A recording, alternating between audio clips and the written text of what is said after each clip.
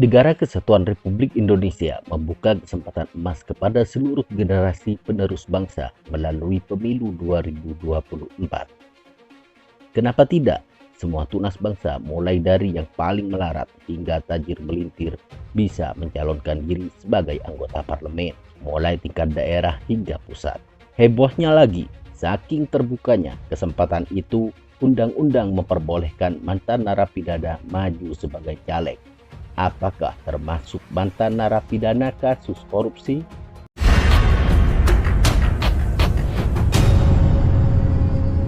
Masyarakat yang ingin mencalonkan diri sebagai calon legislatif, baik untuk DPR, DPRD provinsi maupun DPRD kabupaten kota pada pemilu 2024, kini telah diperbolehkan untuk mencalonkan diri. Salah satu syarat calon anggota DPRD di pemilu 2024 adalah memiliki riwayat pendidikan paling rendah adalah lulus sekolah menengah atas, SMA atau sederajat. Syarat mengenai pendidikan ini tertuang dalam pasal 240 Undang-Undang Nomor 7 Tahun 2017 tentang pemilu dan berlaku pula bagi calon anggota DPRD provinsi dan anggota DPRD kabupaten kota. Syarat untuk menjadi calon anggota legislatif kini semakin mudah, lantaran pendaftaran calon anggota legislatif tidak diwajibkan menyertakan SKCK, hingga mantan narapidana boleh mencalonkan diri sepanjang jujur mengemukakan statusnya kepada publik.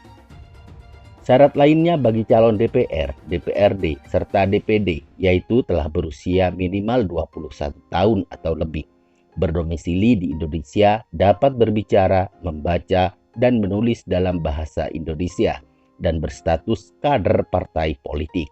Dalam pasal 240 huruf H Undang-Undang Nomor 7 Tahun 2017, calon anggota DPR, DPRD, serta DPD harus memiliki sehat jasmani, rohani, dan bebas dari penyalahgunaan narkotika. Cacat tubuh tidak termasuk kategori gangguan kesehatan. Adapun syarat khusus bagi kepala atau wakil kepala daerah, aparatur sipil negara, TNI, Polri, karyawan BUMN atau BUMD, atau pegawai lembaga negara lainnya yang ingin menjadi calon anggota legislatif harus mengundurkan diri terlebih dahulu saat mendaftar. Mengutip pasal 240 huruf K Undang-Undang Nomor 7 Tahun 2017, surat pengunduran diri yang diberikan tidak dapat ditarik kembali jika kalah di pemilu. Selain itu, setiap calon anggota DPR, DPRD, dan DPD tidak boleh bekerja di tempat lain jika sudah terpilih. Hal ini dilarang jika mengganggu tugas utama sebagai anggota legislatif. Seorang mantan narapidana diperbolehkan untuk mencalonkan dirinya sebagai anggota legislatif.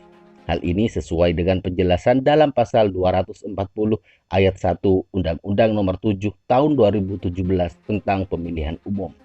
Pasal tersebut berbunyi tidak pernah dipidana penjara berdasarkan putusan pengadilan yang telah memperoleh kekuatan hukum tetap karena melakukan tindak pidana yang diancam dengan pidana penjara 5 tahun atau lebih, kecuali secara terbuka dan jujur mengemukakan kepada publik bahwa yang bersangkutan adalah mantan narapidana.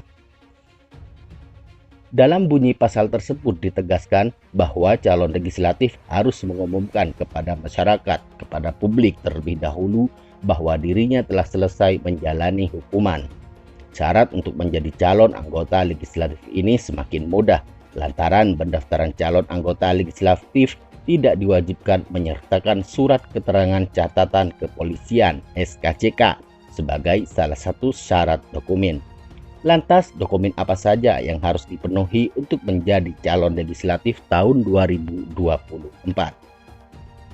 Dokumen yang wajib dipenuhi untuk menjadi calon anggota legislatif 2024 menurut undang-undang ada 11 dokumen.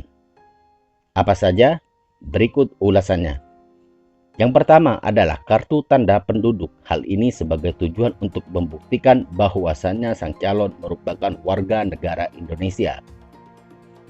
Dokumen kedua yaitu bukti kelulusan pendidikan terakhir berupa fotokopi ijazah, surat tanda tamat belajar, atau surat keterangan lain yang dilegalisasi oleh satuan pendidikan atau program pendidikan menengah.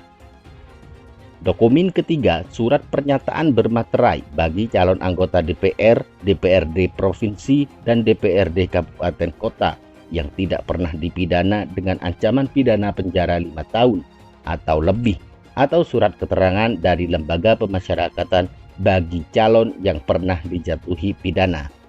Kemudian dokumen yang keempat adalah surat keterangan sehat jasmani dan rohani, dan surat keterangan bebas dari penyalahgunaan narkotika. Dokumen kelima yang harus dilengkapi adalah surat tanda bukti telah terdaftar sebagai pemilih. Kemudian dokumen keenam, surat pernyataan tentang kesediaan untuk bekerja penuh waktu yang ditandatangani di atas kertas bermaterai. Kemudian syarat dokumen yang ketujuh adalah surat pernyataan kesediaan untuk tidak berpraktik sebagai akuntan publik, advokat, notaris, pejabat pembuat akta tanah, dan atau tidak melakukan pekerjaan penyedia barang dan jasa yang berhubungan dengan keuangan negara serta pekerjaan lain yang dapat menimbulkan konflik kepentingan dengan tugas, wewenang, dan hak sebagai anggota DPR, DPRD Provinsi, Kabupaten, Kota yang ditandatangani di atas kertas bermaterai. Dokumen ke-8, surat pengunduran diri yang tidak dapat ditarik kembali sebagai pengurus pada badan yang anggarannya bersumber dari keuangan negara. Kemudian dokumen yang ke-9 adalah kartu tanda anggota partai politik peserta pemilu. Kemudian dokumen yang ke-10 adalah surat pernyataan tentang kesediaan untuk hanya dicalonkan oleh satu partai politik untuk satu lembaga perwakilan yang ditandatangani di atas kertas bermaterai. Dokumen ke-11 yaitu surat persyaratan tentang kesediaan hanya dicalonkan pada satu daerah pemilihan yang ditandatangani di atas kertas bermaterai. Bagi masyarakat yang tertarik mencalonkan diri sebagai anggota legislatif, hendaknya mempersiapkan dokumen tersebut untuk mendaftarkan diri pada gelaran pemilu 2024 mendatang. Namun perlu diingat, saat terpilih nanti, Anda para caleg jangan hanya duduk manis dan menjadi pendengar setia penguasa di parlemen. Anda harus memperjuangkan hak-hak rakyat. Manfaatkan posisi kalian sebagai wakil rakyat untuk mengawasi kebijakan dan kerja-kerja eksekutif. Anda bisa duduk nyaman di kursi empuk parlemen karena suara rakyat. Saya tidak mau membahas bagaimana cara mendulang suara hingga lolos menjadi anggota legislatif. Kalian harus kebal dengan perilaku koruptif.